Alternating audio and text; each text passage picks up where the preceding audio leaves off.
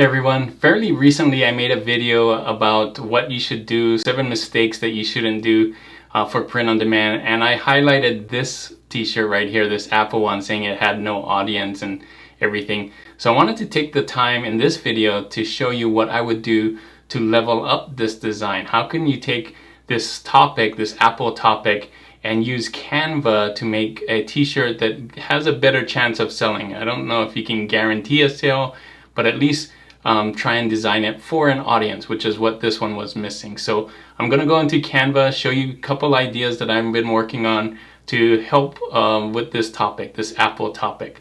So let's get into Canva right now and I'll show you what I did. Alright, so here I am on Canva. You can see I use it a lot. This is the one that I did, so I'm going to just click on it.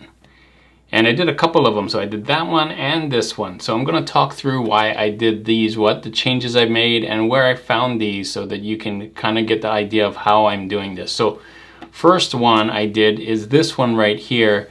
This one is for the audience that love New York City and think of it as the Big Apple. You notice I didn't put the word Big Apple in there because I believe that's trademarked, but there's a lot of New York stuff going on in here. And so here's how I found these elements. So I went to elements and I did Apple first. And I believe these are free. So let me go and see if I'm gonna do free here and then click back on here. And gosh, I'm not sure. Is this? No, this isn't the Apple. So I was trying to look for an Apple with some kind of style, right? Not just your regular Apple. I wanted the Apple itself to stand out. And I found this one. I don't know if it was a free one. Let me go back and take free off and see. Yeah, it's, well, no. Oh, it is this one, but I changed the color of the leaf just to make it stand out, which you can do. So I took this one right here and changed it. All right, so this is the Apple. It's not free. Let's see. No, it is. It's free. It doesn't have thing. So that's what I did. And I chose this one just so, because I wanted to make sure that it had a nice apple shape, but also kind of the colors were better. So I wanted to find one where I can switch the colors, and that's what I did here.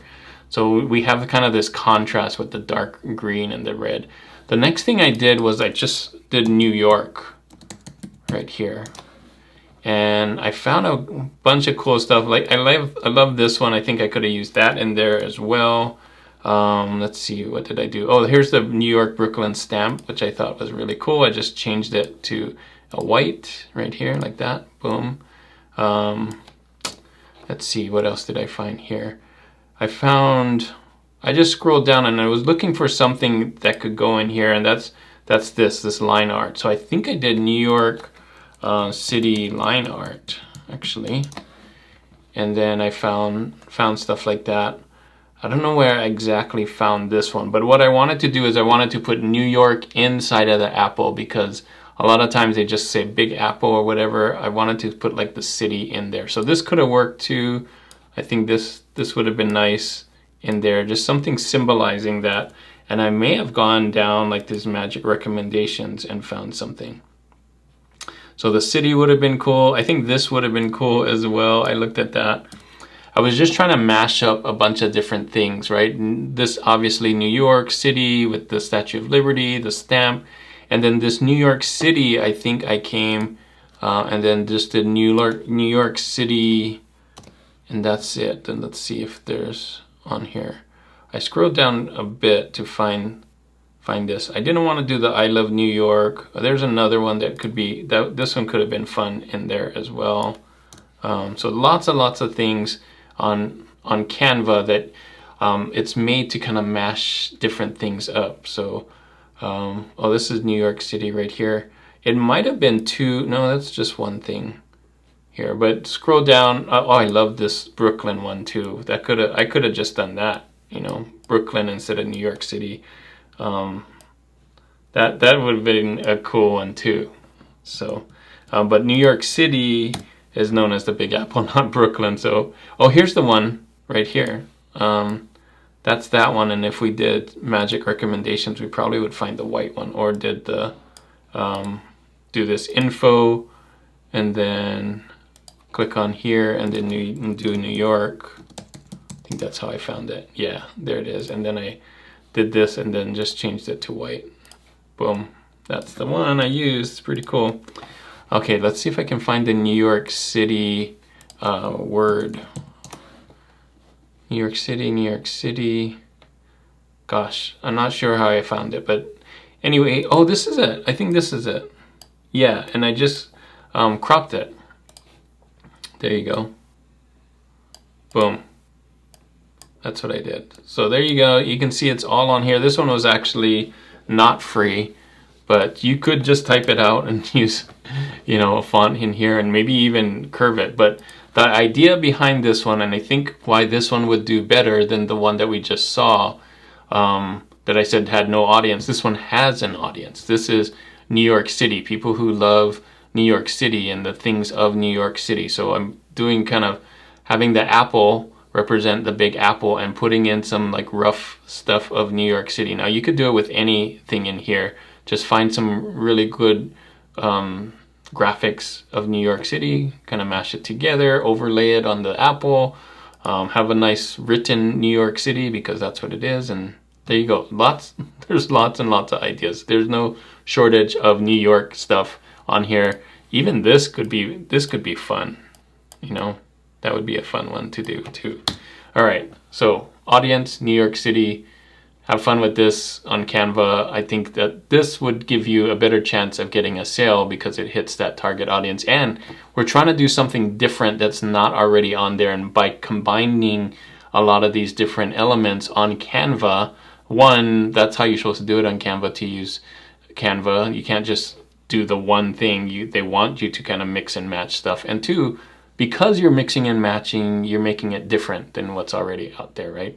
The likelihood of somebody else doing all these mixes and changing the colors and the things, unless they're watching this video and following it verbatim. But if you're doing it on your own and not showing it to thousands of people, then the likelihood of them copying exactly the same thing as you is very, very low. So, all right, the next one I thought would be fun, and it's something that I see a lot, is these like farm fresh vintage farm kind of thing. And so what you would need here in this case is a different kind of apple. So I just did apples, and I was looking for one that's cut. I believe I just used that one. Yeah, there we go. And let's see, is this one free? No, it's not free, but you could do some free ones if you came in here. Not everything needs to be free, but if you're on the free plan, then yeah, you could do that. One's a cool one. Like, just do a group of apples. I like it cut just for the different colors. Like, I like having the inside and the outside and the green so that you have multiple colors. But if you cannot find that for whatever reason, then don't. But watercolor, more realistic, I think does better for this style, for this vintage style. You don't want to like this cartoony one, not as good as this one. So you're kind of looking for kind of more of a vintage watercolor, realistic, like this one here. So that's what I would say. And then I'll take this off here. Next thing I'm doing is I'm looking for a vintage font, actually a couple of vintage fonts. So this one that I'm using is Tan Songbird. You can see I'm just bending it just to give it some interest. And I'm also using this one. It's called Fine Day 2. It's a script font. I'm combining the script font as well as the more sans serif font on here, mostly because it looks vintage. I picked this one because it looks very vintage on here, and I picked the script font because, you know, kind of mixing and matching. So I'm only using 2 fonts on here.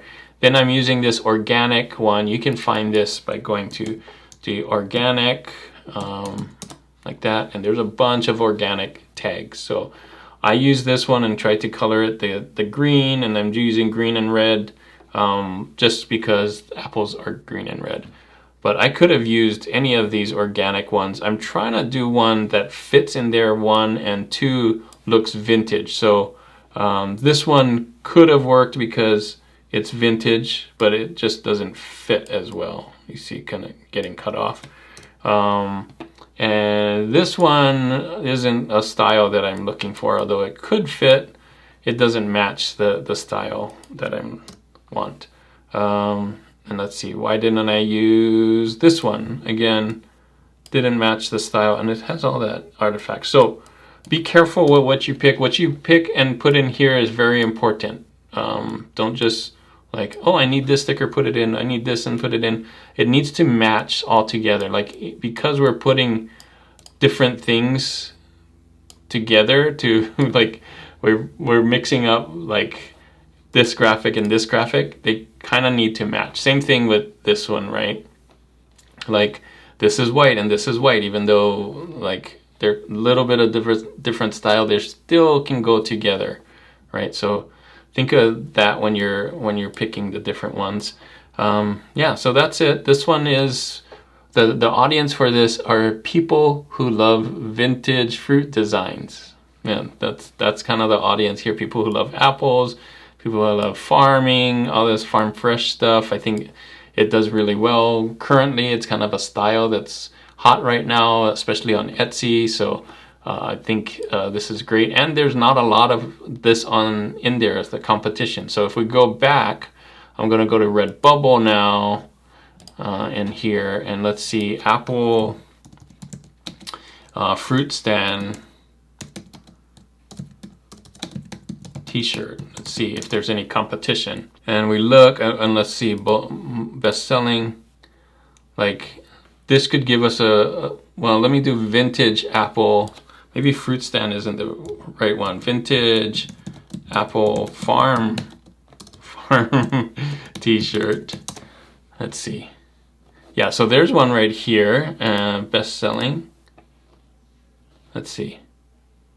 Yeah, there's one right there.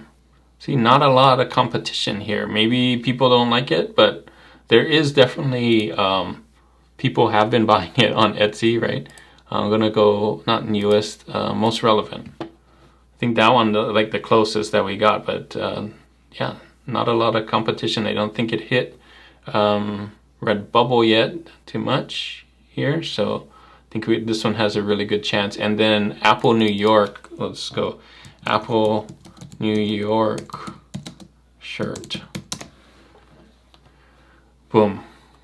As you can see, this one's really cool, but there's not a lot of Apple New York ones that are the same as what we just did. So hopefully ours stands out because of the things that we just did. Best selling, let's look.